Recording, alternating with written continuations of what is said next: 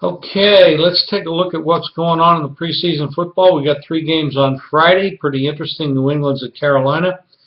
The game opened pick'em at 44.5. It's now Carolina 1 and 44. God only knows what's happening with Tom Brady, Garoppolo, and all that. You never know what Belichick's game plan is. I try to avoid betting on or against New England in preseason because Belichick, he gives out a lot of information at times and goes against it, and then the other times he gives out absolutely no information, so it's very difficult to know anything about that. Tennessee's at Kansas City. The game opens Kansas City 4.5 and 43. Now up to 5 in some places. Other places have a 4.5 and still 43. Kansas City did pretty well against Seattle last week, but the big turnover by Alex Smith really crushed people that laid the 3 or the 2.5. I personally took Kansas City +1 because Seattle opened the favorite, but it closed Kansas City 3.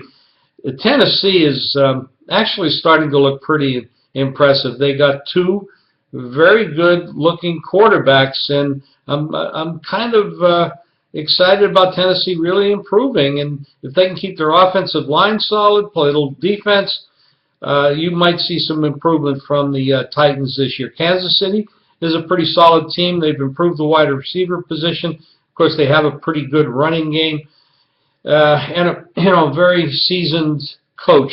So it's a very difficult to know what they're going to do in this game.